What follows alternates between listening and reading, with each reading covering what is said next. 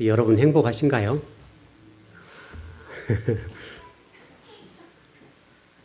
혹시라도 여러분의 어떤 환경이나 또 어떤 상대적인 그 빈곤이라고 할까요? 다른 사람과 좀 비교해서 좀 어떤 물질적인 어려움을 겪을 수 있고 그러는데 혹시 그런 것 때문에 불행하다면 좀 생각을 한번 해보시길 바랍니다.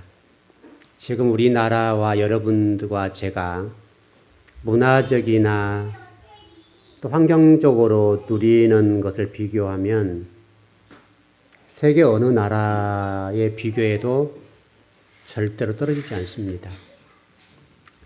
제가 7년 전에 우즈베키스탄을 좀 다녀온 적이 있었는데요. 이제 이스라엘 가면서 격려하면서 갔는데, 그곳의 어떤 생활 환경이라고 할까요? 그 환경이 우리나라 70년 정도 보이거든요. 제가 화장실을 좀 갔는데 화장실에 가서 보니까 우리는 상상할 수 없는 휴지를 사용하는 거예요. 마치 저희 나라에서 한 80년대 정도나 70년대 그 정도 어간인데 그 정도의 여러분 신문지나 밀가루 포대 그 종이로 화장실을 대신에 썼던 적이 있었죠. 여러분 그래서 맞습니까? 조금만 앞서가면요. 우리 젊은 친구들은 이해할 수 없는 것이지만은 그때는 종이라고 하는 것이 없었잖아요. 종이가 없었으니까 그때 화장실에 주로 썼던 게 뭐예요? 예? 예? 신문지 앞서. 지푸라기죠. 여러분 지푸라기 맞죠? 우리 어른들은 그렇게 했잖아요. 저도 그렇게 살았으니까. 지푸라기 이렇게 비벼가지고 좀 부드럽게 사용해서 똘똘 좀 말아가지고. 맞죠, 여러분? 여러분 그거 얼마 안 돼요, 우리. 제가 어렸을 때 경험한 거예요. 제가 어렸을 때 지푸라기를 이렇게 비벼서 이게 상처가 아프니까 지푸라기를 비벼가지고 그걸로 우리가 뒷일을 처리하고 그렇게 살았거든요. 그 좀 발전해가지고 그 비료푸대나 이런 것을 사용하기도 하고 신문지 사용하고 그것도 이렇게 종이를 이렇게 막 움직이잖아요. 그러면 좀 부드러워지거든요. 그거 가지고 우리가 다 뒷일 보고 다 그랬거든요. 근데 여러분 지금 우리는요. 얼마나 좋은 화장지를 사용하고 좋은 샤워 시설에 이렇게 지금 우리가 멋지게 사냐고요. 근데 지금 우즈베키스탄 7년 전에 봤을 때도 마치 우리나라 70년대 모습과 똑같거든요. 근데 만일에 우리가 지금 어떤 상대적인 빈곤 때문에 난 불행하다라고 한다면 그것은 아닌 것 같아요. 오늘 좀 말씀과 연결되어서 좀 이렇게 전해보려고 그러는데요. 제가 어려서 시골에서 저는 시골 출신이니까요. 시골에서 자라났는데 그때 우리나라가 이제 조금씩 전기가 들어올 때고 저희 동네는 스몰지구가 되어서 전기가 들어오지 않았었어요. 그래서 정말 전기 없는 동네 산 거죠.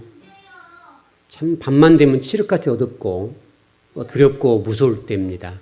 그래서 그때는 전기가 들어오지 않으니까 보통 불편한 것이 아니에요. 굉장히 불편했습니다. 밤에 나갈 수도 없고요. 나간다 하더라도 무섭고. 여러분 그때만 해도 여러분 그런 얘기 많았잖아요. 호랭이 나온다. 여러분 맞죠? 그래서 어디 동네 뒤에 가면 호랑이가 어떤 여자를 데려다놓고 살고 있다. 이렇게 하기도 하고 호랭이 담배 먹던 시절이죠. 그런 시절 실질적으로 얼마 안 되는데도 불구하고 그래요. 근데 그때는 그래서 밤만 되게 되면 집을 나오는 것 자체가 두려웠어요. 그래서 집에 나오게 되면 호랑이 나온다고 여러분 도깨비 같은 거 여러분 혹시 불 보셨나요? 보신 분 계시나요? 보신 분 계시죠? 저희 동네는 이렇게 냇가가 있었는데 제가 어렸을 때지만은 가끔 나가면 도깨비가 자전거 타고 막 가는 거 그걸 많이 봤거든요. 실질로 있었습니다. 제가 직접 목도한 거니 본 거니까요. 그러니까 이게 밤에 나간다는 자체가 얼마나 무서웠는지 몰라요. 그래서 예를 들어서 어디 갔다 좀 늦게 온다든가 그렇게 되었을 때 특별히 저녁에 화장실 갈 일이 많잖아요. 그럼 그때는 주로 오광을 많이 사용했죠. 여러분 그러지 않습니까? 그 사기거로 된 오광, 나중에 수대로 된 오광이 나왔잖아요. 그렇게 뭐 밤 일 보기가 힘드니까 그 항아리에다가 오광에다가 뒷일을 보고 그랬단 말이죠. 그러니까 어떤 때는 뭐 이렇게 철철 넘쳐가지고 복잡한 일이 많았다고요. 여러분 그렇죠? 근데 정말 큰 뒷일을 볼 때는 정말 이게 불편할 때가 많단 말이에요. 어쩔 수 없이 화장실 가야 되는데 그때 화장실이 우리처럼 이렇게 좀 입식이 되어 있지 않고 같은 집에 붙어 있지 않잖아요. 헛간이라고 그래가지고 한참 이렇게 걸어갔어요. 저희 집만 해도 헛간에 걸어가려고 하면 최소한 30m는 걸어갔어야 돼요. 헛간에 퇴비 같은 거 놔두고 이렇게 막 그럴 때 있잖아요. 소 키우고 그럴 때 있잖아요. 헛간이 이렇게 앞에 대문에 있는데 이렇게 따로 집 큰 집 안에 있었는데 거기가 항아리 큰 거 묻어놓고 재래식으로 썼던 그때잖아요. 그러니까 뭐 그 화장실 간다는 자체가 어렸을 때가 얼마나 무섭습니까? 그러면 이제 형제를 데리고 나가거든요. 그러면 이게 굉장히 귀찮지만 어쩔 수 없이 그랬단 말이죠.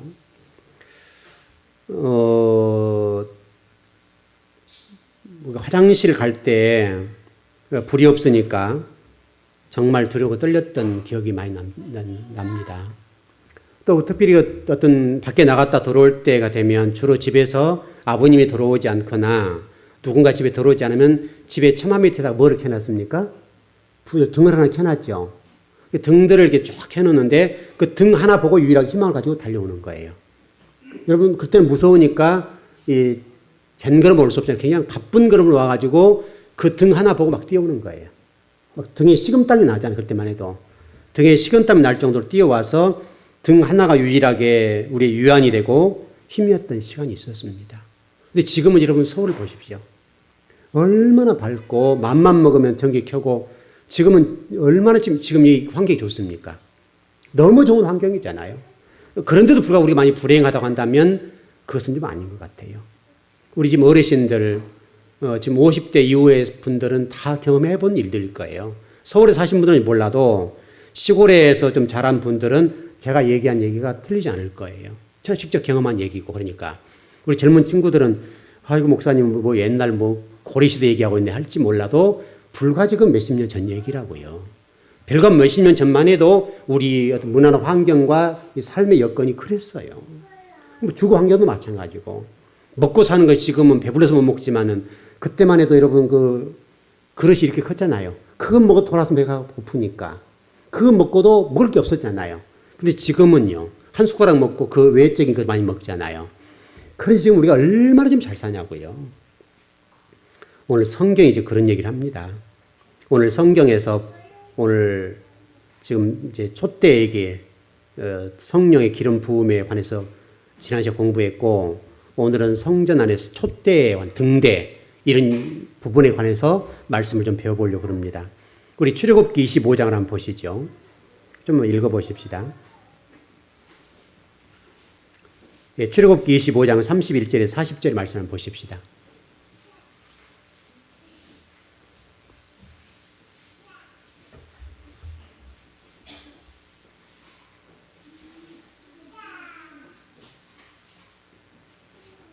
예, 출애굽기 25장 31절에 40절입니다. 예, 한번 읽어볼까요? 시작. 너는 순금으로 등잔대를 쳐 만들 때 그 밑판과 줄기와 잔과 꽃받침과 꽃을 한 덩이로 연결하고 가지 6을 등잔대 곁에서 나오게 하되 다른 3가지는 이쪽으로 나오고 다른 3가지는 저쪽으로 나오게 하며 이쪽 가지와 살구꽃 형상의 잔셋과 꽃받침과 꽃이 있게 하고 저쪽 가지도 살구꽃 형상의 잔셋과 꽃받침과 꽃이 있게 하여 등잔대에서 나온 가지 6을 갖게 할지며 등잔대 줄기에는 살구꽃 형상의 잔넷과 꽃받침과 꽃이 있게 하고 등잔대에서 나온 가지 6을 위하여 꽃받침이 있게 하되 2가지 아래에 한 꽃받침이 있어 줄기와 연결하며 또 2가지 아래에 한 꽃받침이 있어 줄기와 연결하며 또 2가지 아래에 한 꽃받침이 있어 줄기와 연결하게 하고 그 꽃받침과 가지를 줄기와 연결하여 전부를 순금으로 쳐 만들고 등잔 7을 만들어 그 위에 두어 앞을 비추게 하며 그 불집게와 불똥 그릇도 순금을 만들지니 등잔대와 이 모든 기구를 순금 한 달란트로 만들되 너는 삼가 이 산에서 내게 보인 양식대로 할지니라. 아멘. 무슨 얘기입니까? 하나님께서 지금 모세에게 말씀하시는 것이죠. 이 등대에서 설명하면서 성막 전체를 설명하면서 무슨 얘기를 하냐면 하나님 나라 모형을 설명하는 거예요. 지금요. 이 본문에서 하나님 나라 모형을 설명하는데 그 모형 가운데 뭐가 있다는 거예요? 등대가 있다. 이런 얘기를 하는 겁니다. 등대가 있는데 지금 모세 하늘나라를 보니까 그 하늘나라에 하나님 보좌 앞에 어떤 것이 있다는 것이요? 빛이 발하는 어떤 존재가 있었다는 거예요. 하나님 보좌 앞에 빛을 발하는 뭐가 있었는데 그게 뭐냐면 등잔이라는 거예요. 등잔. 등대. 요즘 얘기하면 등잔이 하나 있는데 그게 지금 하늘나라의 모형을 설명하는 거예요. 그래서 지금 그 촛대가 이렇게 좀 서서 빛을 발하는 것으로 표현했다 이런 말이죠. 그래서 이 촛대는 지성소 안에 반드시 위치해 있어야 돼요. 지성소 안에 촛대가 없으면 안 돼요. 촛대가 항상 하나님 보좌 앞에서 이 빛을 발하고 있어야 돼요. 그래서 성막 안에서 이 촛대는 1년 12달 365일 불이 꺼지면 안 돼요. 계속 불을 밝혔어야 된다고요. 그래서 이것은 하나님께서 이 지금 성막 시대에 제사장들이 명령한 명령이에요. 명령인데 이 명령은 영원한 명령이라고. 영원한 명령. 대대로 지켜야 될 명령이라고요. 불이 꺼지면 안 된다고요. 그래서 성막 안에는 불이 1년 365일 동안 1시간도 불이 꺼지면 안 돼요. 그 제사장들이 불을 밝히기 위해서 얼마나 애를 썼는지 몰라요. 그게 지금 이 시대에 아주 중요한 문제라고요. 성경 한 구절 더 보시죠. 레위기 24장입니다. 레위기 24장 1절에 4절입니다.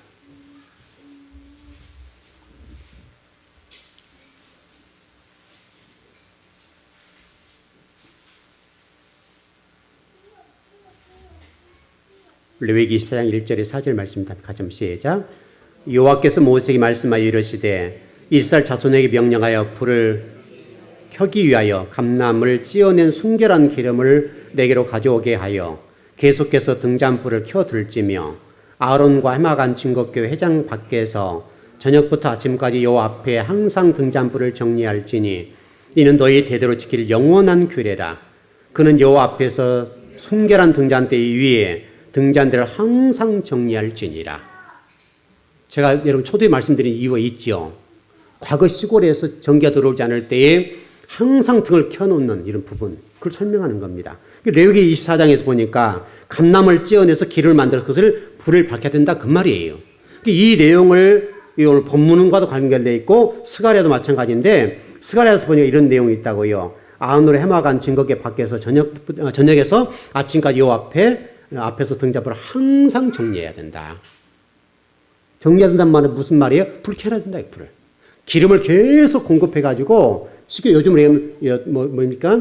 전기를 켜놓아야 된다 이 말이에요. 요즘으로 얘기한다면. 과거 어려울 때는 계속 등유를 공급해가지고 석유를 공급해서 불이 꺼지지 않도록 항상 해야 된다 이 말이에요. 지금 그 얘기를 하고 있는 거예요. 이게 지금 제사장 아론에게 하나님 명령하신 말씀이에요. 이게 무슨 얘기입니까 이게? 불이 꺼지지 않게 항상 대제사장인 아론은 불이 끄지 말아야 된다. 근데 이거는 더욱더 주목할 것은 너희 대대로 지킬 영원한 규례라. 너무 중요한 말이에요. 제사장이 무슨 일을 하는가를 설명하는 내용이고 현대 주의 종과 어떤 성도들이 어떤 일을 해야 되는가를 설명하는 말씀이에요. 여러분 주의 종들이 지금 뭐 하는 겁니까? 요즘 시대에. 주의 종들이 해야 될 역할이 뭐냐고요. 주의 종들이 해야 될 역할은 바로 이거 하는 거예요. 성전 안에 머물러서 기도와 말씀 중심으로 가야 된다는 거잖아요. 어떤 교회 안에 불을 꺼뜨리면 안 된다는 기도해야 된다는 말이잖아요. 말씀을 공급해야 된다는 말이잖아요. 왜냐하면 예배와 관련된 내용이니까. 그런데 여러분 지금 최근에 이제 목회가 좀 어려워졌어요. 그래서 목회가 좀 어려워지면서 한 10여 년 전부터서 좀 목회가 좀 이상해졌어요. 이상해져서 요즘 목회를 어떻게 하는지 여러분 아시죠? 목회가 좀 편법이 좀 동원되는데 좀 어려워지니까 목회자들이 뭐 합니까? 사회적 기업이라는 말을 들고 나왔고 그 다음에 무슨 요양시설을 한다. 이렇게 들고 나왔어요. 나쁜 것은 아닌데 꼭 이것은 목회자가 해야 될 일 같지는 않아요. 목회자가 이런 일을 하게 되면 일단 목회를 못해요. 목회할 수 없어요. 여러분, 목회 어렵죠? 목회자로 부름받았으면 그것이 죽음의 길이고 악을 골짜기 그런 빈들과 같은 그런 험난한 길이라 할지라도 하나님의 부르심에 대한 확실한 소명이 있다고 한다면 그 죽음의 길을 가야 되는 것이죠. 어려워도. 여러분, 그게 주의 종의 길이죠. 그러니까 이 길은 아무나 갈 수 없지요. 그러니까 좀 어려워지면 편법적으로 가면 안 된단 말이에요. 편법적으로 가면 안 되고 좀 세상과 타협하고 가면 안 된단 말이에요. 그래 목회가 어려운 거잖아요. 아무나 할 수 있을 것 같은 목회 할 거 아니에요. 그러니까 목회자들이 요즘 이런 편법을 동원하고 좀 쉬운 길을 찾아가다 보니까 이상해져 버린 거예요. 그러니 이런 목회자는요, 하나님이 한번 부름받은 그 소명이 있다고 한다면 그게 죽음의 길이고 십자가의 길이고 그 십자가를 지고 죽는 일이 있어요. 그걸 가는 거예요. 그게 예수님이 보여주신 삶이고요. 근데 요즘 목회자들이 좀 어려워지니까 좀 뭐 사회적 기업이라는 이름을 들고 나와서 사업을 하는 거예요. 여러분, 좋아요. 그 일을 통해서 사업하자는 거예요. 그 하나님 나라를 세우자는 목적은 아름다운 거예요. 근데 이 일들이 그렇게 안 되더라는 거예요. 사업을 하게 되면 돈 맛을 보게 되고 돈 맛 보게 되면 목회 못 해요. 제가 지금까지 봐왔던 수많은 목사님들을 보는데 돈 맛 보면 목회를 할 수가 없어요. 저도 여기 교회 개척할 때 어려웠기 때문에 때로는 그런 마음이 왜 안 들었겠어요. 제가 만일에 저도 그런 조건을 갖추었잖아요. 그런 모든 자격 조건을 갖추었고 또 공부를 했어요.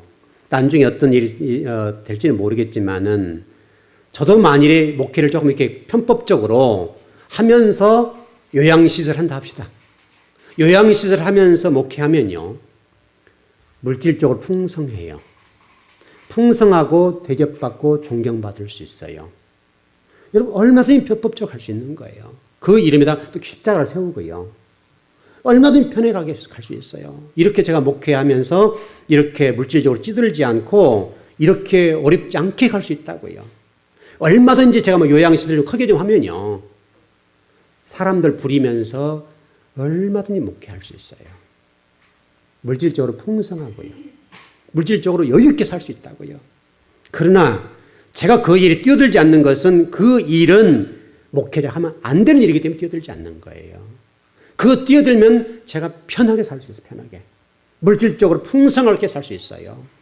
얼마든지 도움도 받고 또 때로는 그 일한다고 많은 사람들에게 위로받기도 하고 존경받기도 할 수 있어요. 그러나 목회자가 그 일하게 되면 그 목회를 못하는 거예요.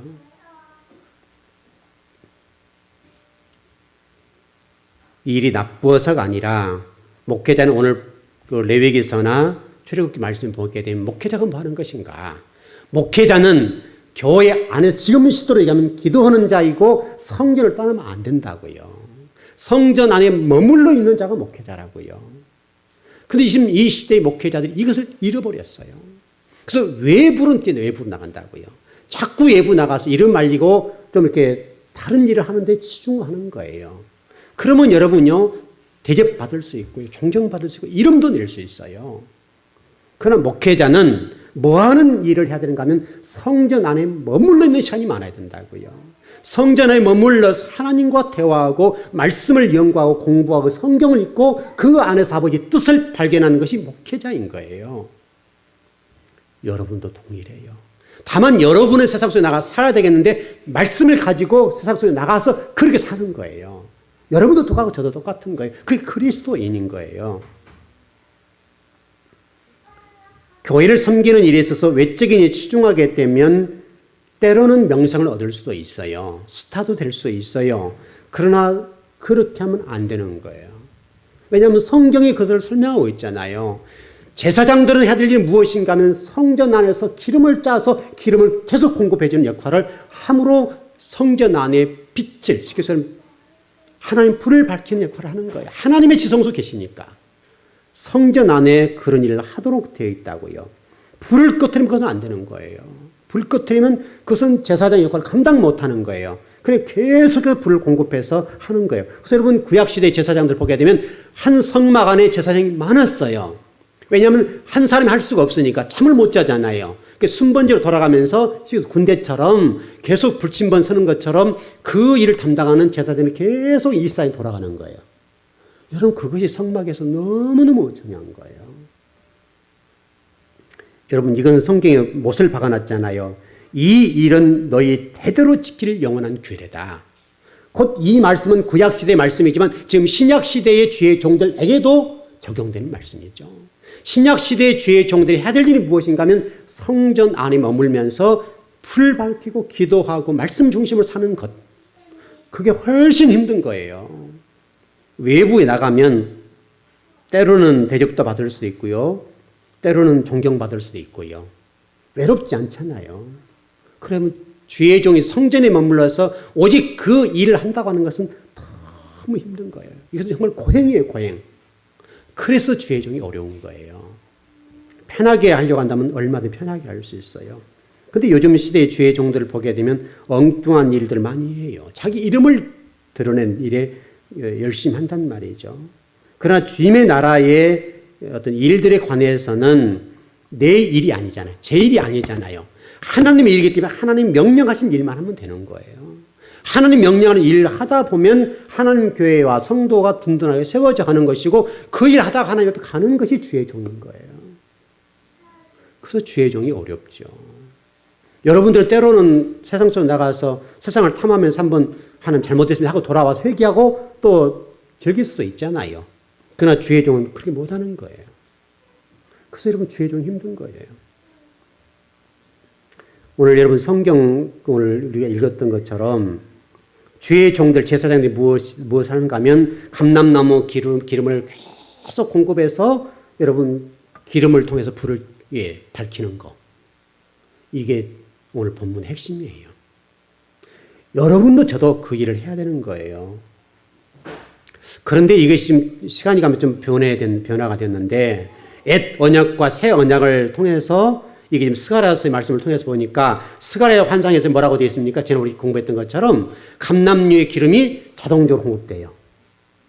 과거 구약의 제사장처럼 기름을 준비해서 제공한 것이 아니라 성령의 기름 부음을 따라서 이제 막 불이 지펴지는 거예요. 이게 지금 시대의 변화가는 거예요. 그럼 실질적으로 지금 주의 종들과 우리 성도를 해야 될 일이 무엇인가라고 본다면 아무것도 할 일이 없다는 거예요. 아주 중요한 메시지예요. 여러분과 제가 세상 속에 어떤 살아가면서도 목회자 입장에서 마찬가지, 여러분도 마찬가지예요. 목회자로 이 땅에 살아가면서 성공하고 싶은 마음이 왜 없겠습니까? 성공하고 싶죠. 이름도 내고 싶은 게 왜 없겠습니까? 본성 안에 있죠. 죄성이 있으니까. 여러분도 마찬가지 아닙니까? 세상 속에 나가서 좀 그리스도인이라는 이름을 가지고 있지만 세상적인 방법을 하면서 떵떵으로 살고 싶잖아요. 그게 있잖아요, 우리 속에. 그러나 주의 종은 그거 관계없이 살아야 되는 거예요. 주님이 주신 만나 메추라기를 먹고 주님이 명령하신 그 길을 따라가다가 죽는 것이에요. 그게 주의 종의 길이에요. 하나님이 주신 은혜, 하나님이 주신 그 복을 따라서 하나님이 주신 그 범위 안에서 사는 것. 그것이 복인 거예요, 여러분. 여러분, 그렇게 사는 것이 복이래요. 오늘 성경이에요, 우리에게. 여러분 스스로 어떤 일들을 해보다가 실패한 경험들이 있고 불편한 일이 많았을 겁니다. 실질적으로 여러분 어떤 일을 할 때에 여러분이 가만히 손을 놓고 하나님의 은혜와 복을 기다리는 것이 훨씬 빠를 수가 있어요. 너무나 요즘 시대는 내가 하려고 하는 게 너무 많아요. 여러분 교회 같은 경우 우리 교회 같은 경우 프로그램 없잖아요. 여러분 우리 교회도 어떤 프로그램을 좀 도입해가지고 세상적 방법으로 목회를 운영한다 합시다. 운영. 기업적인 마인드를 가지고 교회를 운영한 차원으로 교회를 섬기게 되면요. 훨씬 교회가 부흥이 빨라요. 그래서 요즘 목회자를 그룹 회장 이렇게 얘기하잖아요. CEO라고 얘기하잖아요. 왜냐하면 그 모든 세상적인 방법, 그룹을 경영하는 그런 마인드와 그런 모든 것들이 교회 안에 들어와 있는 거예요. 그대로 이름만 교회 안에 들어서 바뀔 뿐이지 세상적인 것이 그대로 돌아서 교회가 운영되어 가는 거예요.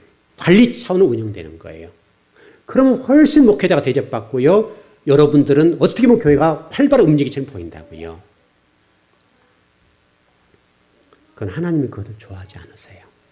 하나님이 주인 되셔 하나님이 일을 하셔야 되지 우리가 그 일을 하면 안 되는 거예요. 그래서 여러분 우리 교회는 좀 더디어도 또 세상 사람이 뭐라고 얘기해도 프로그램 도입 안 해요. 그래서 여러분 우리 교회 안에 프로그램이 없잖아요. 어떤 세상 방법이 없잖아요. 전혀 없잖아요.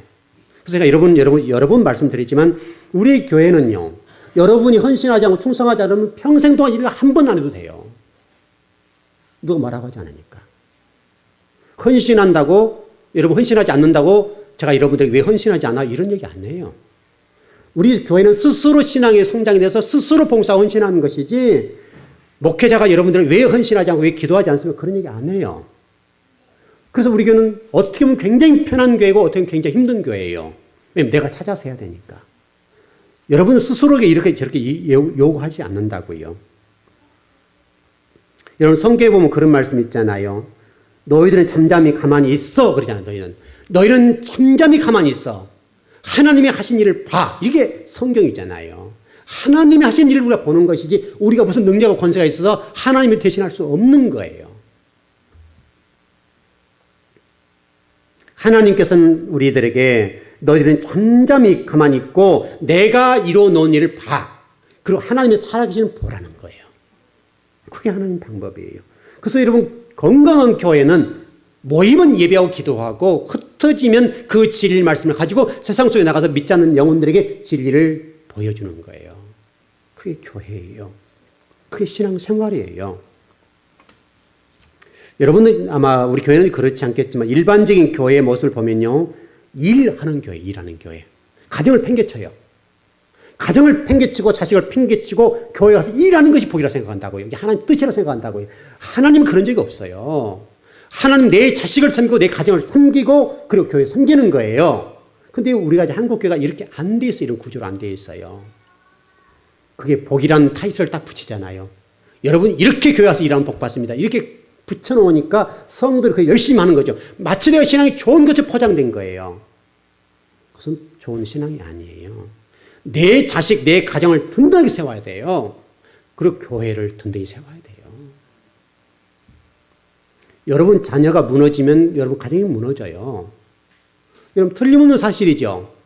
여러분 당대뿐만 아니라 여러분 자녀들이 신앙적으로 문제가 생기게 되면 여러분 가정은 하나님의 복을 못 받는 거예요. 그래서 여러분 유대인들은 철저히 가정 중심적으로 가르치잖아요. 밥을 먹으면서도 말씀을 가르치고 하나님을 가르치잖아요. 아버지의 제사장이 되어서. 그런데 요즘 한국 교회 목회자들이 성도들을 성경적으로 잘못 가르쳐 놨어요.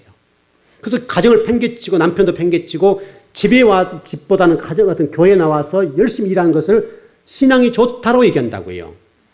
그것은 좋은 신앙이 아닌 거예요. 좋은 신앙은 하나님 말씀대로 가는 거예요. 말씀대로. 여러분 예수님 이런 말씀하셨죠. 교회 설명하면서 교회는 뭐라고 그랬습니까? 만민이 뭐 하는 곳이라고요? 기도하는 곳이에요. 기도하는 곳. 그래서 여러분 성막이라고 하는 것이 하나님 나라의 모형이잖아요. 하나님 나라 가면 우리가 그 일을 하는 거예요. 지금 하나님 나라 가서 여러분 저와 여러분이 빛과 역할하고 찬양하고 그 일을 하기 위해서 준비하고 훈련하는 거예요. 지금 우리가 이곳에서 잘 살고 잘 먹고 잘 살려고 하는 것이 아니라 하나님 나라 가가지고 하나님 나라 안에서 무슨 일을 할지를 배우고 가는 것이 교회인 거예요. 교회.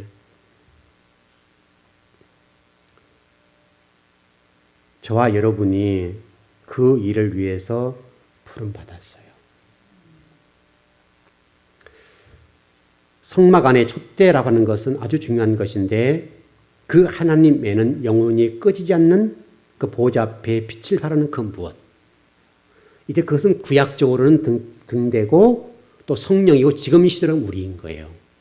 여러분 한 사람 한 사람이 하나님 앞에 그 등대가 되어서 빛이 되어서 그 빛을 발하는 삶을 사는 것이 그리스도의 삶이에요. 성령의 기름 부음 받아서. 그래서 오늘 본문에도 보면 그렇게 되어 있지 않습니까? 당시 유대인들이 그 고통 가운데 있을 때에 이 사도 요한을 통해 말씀하신 이 말씀을 딱 받을 때에 이 레위기서나 출애굽기나 스가랴서 말씀을 딱 받아들이고 그 성경에 능통하니까요. 아, 내가 어떻게 살아야 될 것인가를 분명히 알았다고요. 그 힘들고 죽음을 당하면서도 내가 촛불 역할을 감당해서 많은 곳에 빛을 드러내고 하나님 찬다하게 살아야 되겠구나. 그래서 여러분 힘을 얻었어요. 죽어져 가면서도 스데반이 얼굴이 밝아졌던 것처럼 그 삶이 우리의 삶이에요. 혹시 여러분 이런 경험을 해보시지 않았습니까?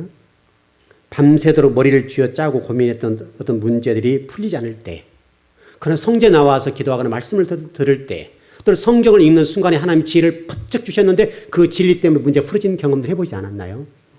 그거예요, 여러분, 그거.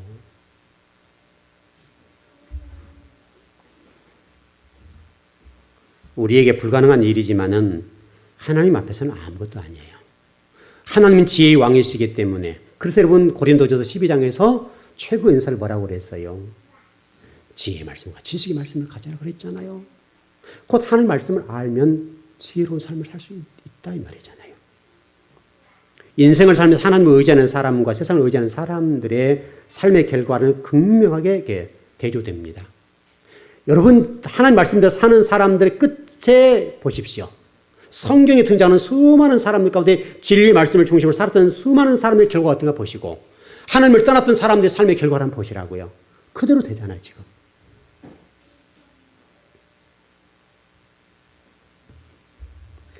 어떻습니까? 여러분들은 어떤 하나님 앞에 기쁨이시나요? 나는 지금 하나님 앞에 기쁨의 삶을 살고 있는가 이 말이에요. 나는 지금 하나님 앞에 근심을 안겨주는 성도가 아니냐 이 말이죠. 여러분 정말 하나님 앞에 근심이 되는 성도가 된다고 한다면 이것은 안타까운 거예요. 하나님 앞에 기쁨이 되고 하나님 앞에 영광을 돌려드리는 그런 삶을 살아야 되는 것 아니냐.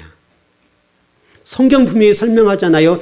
지난주에 말씀하셨습니다. 이는 힘으로도 안 되고 능으로도 안 되고 뭐로 된다고요? 하나님의 신 성령으로 된다. 그렇게 설명하잖아요.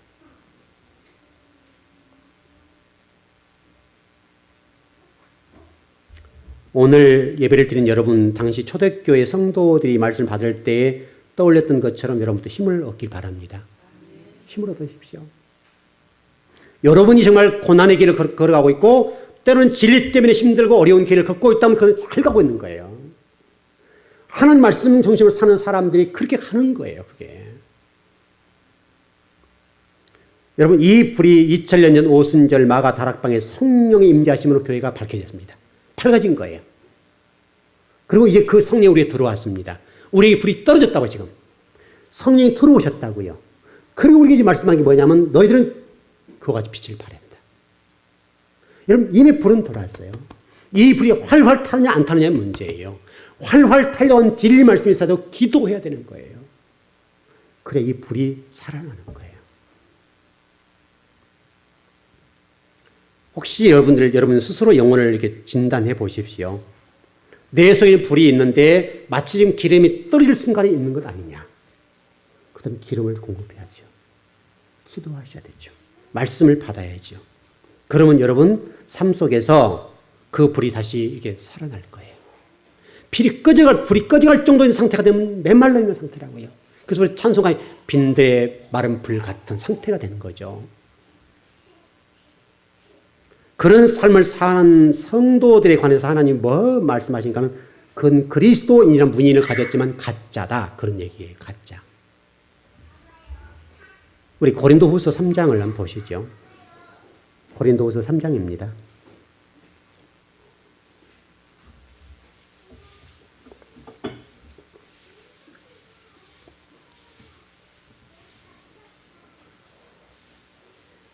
고린도후서 3장 17절 18절 말씀입니다. 네, 다 찾으셨나요? 고린도후서 3장 17절 18절 말씀입니다. 자, 시작. 주는 영이시니 주의 영이 계신 곳에는 자유가 있느니라. 우리가 다 수건을 벗은 얼굴로 거울을 보는 것 같이 주의 영광을 보며 그와 같은 형상으로 변화하여 영광에서 영광에 이르니 곧 주의 영으로 말미암이라. 여러분 주의 영이 계신 곳에는 어떻다고요? 자유가 있다. 여러분 자유. 여러분이 이 자유를 누리셔야 됩니다. 이 자유를 보여야 되겠는데 근데 중요한 것은 주의 영이 계신 곳. 이 부분 안에서 무슨 말씀이 나옵니까? 영광을 보여준다. 그렇게 됐습니다. 주의 영광을 본다. 보다라고 하는 말이 헬라어 단어에 보니까 아주 재밌는 말이에요. 보다. 본다는 말인데 무슨 얘기냐면 이런 거예요. 뜻이 우리 여러분 우리 여성들 거울 잘 보시죠? 거울 보면 어떻게 잘 생기셨죠? 근데 이거는 우리를 보는 거울인데 여기서 보다라고 하는 말은 이 빛을 여러분 이렇게 비춰서 이렇게 비춰주는 거. 다시 설명은 내가 예수 그리스도로 어떤 예수 그리스도의 삶을 살아가는데 그 빛이 딱 비춰져 가지고 이 빛이 다른 사람에 보여져서 그리스도인 저기 사는 거야 라고 비춰주는 반사. 이게 보다란 말이에요. 여러분 이렇게 삶해야 된다는 거예요. 그게 보여주는 거예요. 여러분 삶이 나 혼자 잘 먹고 잘 살고 나 혼자 예수 잘 믿는 것 이것은 아무것도 아닌 거예요. 내가 예수님을 잘 믿는다는 것, 그리스도인이라고 하는 것은 그 그리스도인이 이 거울에 비춰져서 내가 비춰져서 그게 다른 사람에 보여지는 것, 투영되어진 것, 그걸 잘 믿는다고 그러는 거예요. 더 놀라운 사실은 헬라어 단어에서는 현재형이 현재형. 지금. 우리가 그런 얘기 하잖아요. 목사님 내가 과거에 이렇게 헌신했어요. 그건 과거예요. 그럼 현재 어떠냐, 현재. 과거 이랬어요 라고 하는 얘기는 현재 못했다 이 말이죠. 못하고 있다는 말이잖아요. 과거는 아름답고 귀한 것이지만 이 보다라고 하는 말은 계속 진행되는 상태. 지금 말씀이 떨어진 것과 동시에 계속 진행되는 상태. 그걸 현재형이에요. 그 현재형이 매일매일 삶 속에서 계속해서 예수 그리스도의 삶을 보여주는, 반사하는 것, 비춰주는 것. 그 다른 사람이 보고 예수 믿는 건 저런 거야? 이렇게 하는 것 상태를 얘기하는 거예요. 어때요? 여러분 어떠세요? 혹시 여러분 과거형이 아니길 바랍니다. 앞으로 계속해서 신앙이 성장하고 계속해서 우리를 보면서 다른 사람들이 예수쟁이 역시 멋져 이렇게 해야 된다고요. 역시 당신 보니까 예수쟁이들 멋진 사람들이야. 이렇게 얘기해 주는 것이 그리스도의 삶이에요. 여러분 계속해서 그렇게 좀 사십시오. 우리 마태복음 5장 한번 보실까요? 성경에도 자세히 나와 있으니까. 마태복음 5장 14절 16절입니다. 마태복음 5장 14절 16절. 아주 유명한 말씀이죠. 예, 시작. 너희는 세상의 빛이라. 산 위에 있는 동네가 숨겨지지 못할 것이요. 사람이 등불을 켜서 말 아래 두지 아니하고 등경 위에 드나니 이러므로 집안 모든 사람에게 비추느니라. 이같이 너희 빛이 사람 앞에 비치게 하여 그들로 너희 착한 행실을 보고 하늘에 계신 너희 아버지께 영광을 돌리게 하라. 똑같은 얘기죠. 잘 보세요. 너희는 세상의 빛. 빛이 되어라가 아니라 너는 빛 이 말이에요. 저와 여러분들은 하나님의 빛을 바라는 존재예요. 그렇게 사는 거예요. 그래서 그 일을 통해 다른 사람들이 예수쟁이들 멋져 이렇게 말하는 것이 뭐가 된다는 거예요? 하나님께 영광이 된다. 그러니까 예수님 사랑해요. 이걸로는 아니라는 거예요. 그건 내 신앙이에요. 믿지 않는 사람, 믿는 사람들이 여러분을 보시면서 역시 멋있는 사람들이야. 이 말을 했을 때 주님께서 내가 영광 받았다. 그렇게 표현해 준다는 거예요. 여러분이 예수님 영광 받으세요. 이렇게 한다고 해서 영광 받는 것이 아니라 여러분이 빛을 비춰줘서 반사되어서 어떤 사람들이 여러분을 보고 예수쟁이 멋져 라고 하는 이 말을 할 때 주님이 영광을 받으신다. 그러니까 예수님의 삶을 살아야 되는 것이죠. 예수님이 그걸 보여줬잖아요. 예수님처럼 낮아지고 죽어지고 그 모욕을 당하고 침뱉음을 당하고 좁은 길을 걷고 고난의 길을 걷고 모든 사람이 모욕하고 정말 치욕스러운 삶을 살았는데 그것이 빛을 발하는 삶이라는 거예요.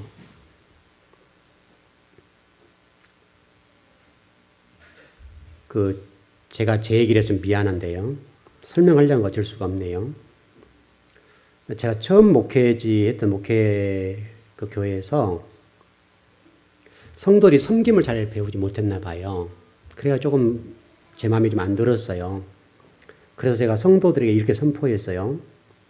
내가 앞으로 화장실 청소를 하겠다 그랬어요. 우리처럼 화장실이 깨끗한 게 아니고요. 그때는 이 화장실 자체가 이렇게 계단에 올라간 게 있죠. 그런 화장실에 아주 조그마한 화장실이었는데 그 청소를 제가 오랫동안 했어요. 그렇게 했던 이유는 성도들이 어떻게 섬길 것인가를 설명하고 배우게 하기 위해서 했어요. 왜 그랬는가 하면요. 좀 이게 수준 낮고 제가 목회 초창기 때 참 가슴 아픈 어떤 일들인데요. 어느 권사님이 교회에서 주도적 일을 많이 하신 분이 계셨어요. 근데 어떤 교회 행사만 있으면요. 교회 와서 반찬 준비하고 해야 되죠. 우리 교회는 항상 교회 와서 준비하잖아요. 근데 이 권사님은 꼭 물건을 본인이 사가지고 집으로 갖고 가요.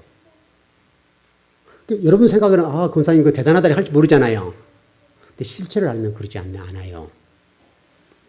그래서 제가 계속 유심히 봤어요. 왜 저분은 자꾸 성도들과 더불어 교회에서 반찬을 준비하지 않고 모든 음식들을 집으로 가지고 가는가 봤는데요. 안타깝게도 반찬이 10만 원씩 사면요. 교회에 올 때는 5만 원씩밖에 안 와요. 참 불행한 얘기죠. 그때 여러분, 그때 당시만 해도 벌써 한 20년 가까이 된 얘기니까 소고기 먹기 힘들 때죠. 그리고 교회에서 하면 소고기 등심 맛있는 거 사잖아요. 그때 여러분 성도가 꽤 됐거든요. 꽤 됐으니까 성도들이 반찬을 먹으려고 꽤 많이 준비했단 말이죠. 근데 어떻든 항상 음식이 부족했어요. 특별히 비싸고 좋은 것들이 부족했어요. 그러면 뭉뚝 잘라서 놔뒀단 말이잖아요. 항상 그거 들고 오시는 거예요. 그래서 성도들이 항상 음식이 부족해요. 너무 속상했어요. 그래서 제가 화장실 청소한다 그랬어요. 그거 보고. 그리고 제가 그 모든 행사할 때 참 이게 목회할 때 이런 거 말을 안 해야 되는데 앞으로 집으로 가져가지 말고 교회 와서 반찬 장만하라 그랬어요. 아픈 얘기죠. 그러니까 속은 상했는지 모르지만은 뭐 자식들에게 소고기를 못 줬는지 모르지만 어떻든 제가 명령하니까 와서 교회 와서 준비했어요. 그리고 나서 제가 찬밥을 많이 먹었어요. 찬밥. 그 못 가져가게 하니까. 계속 찬밥 먹은 거예요.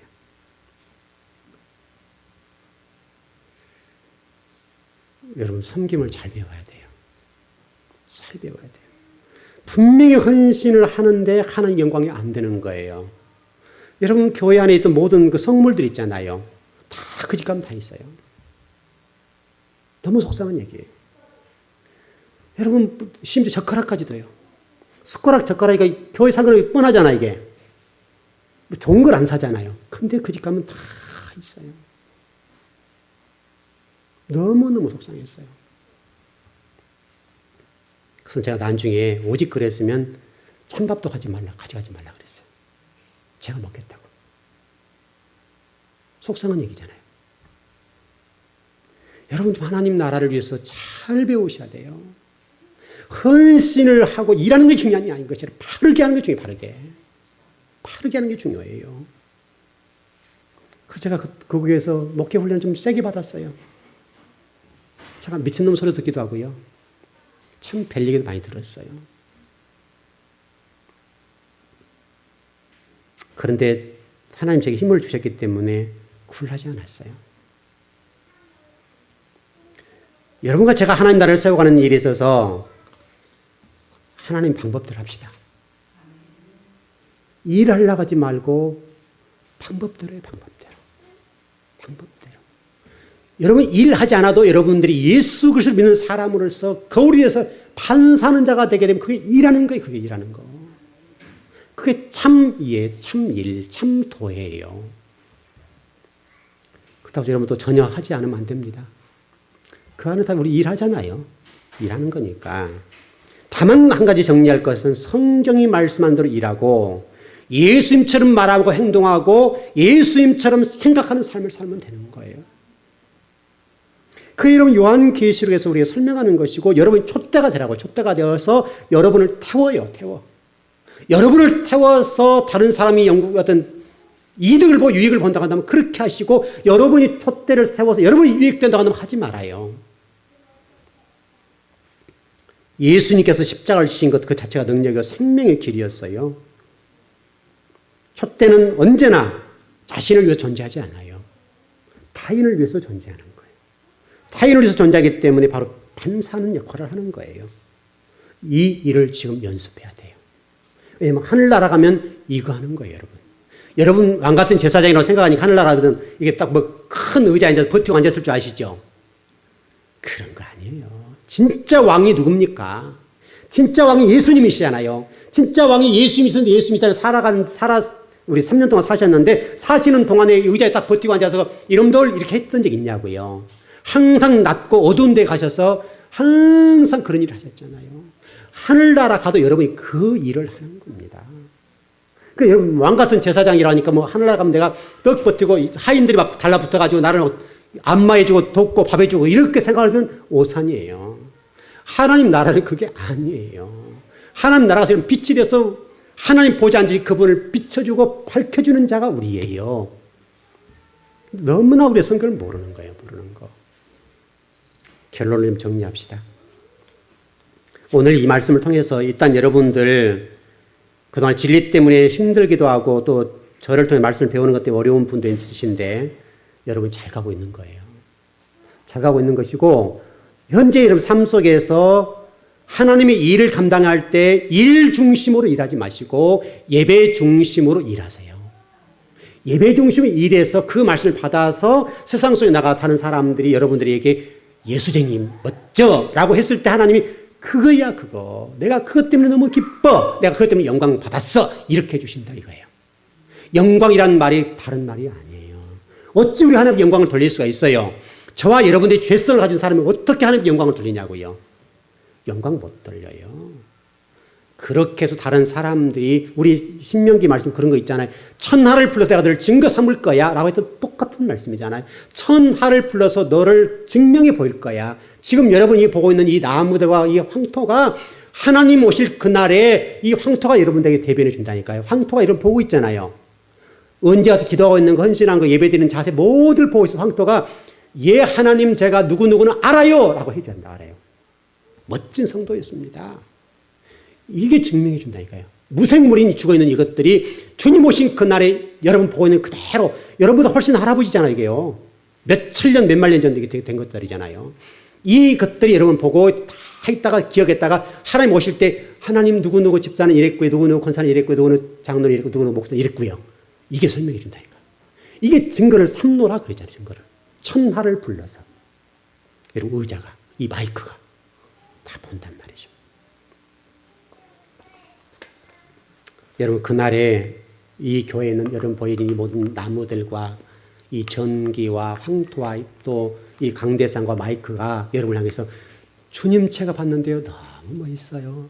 너무 신실해요. 그 고백을 꼭 받으시길 바랍니다. 기도하겠습니다.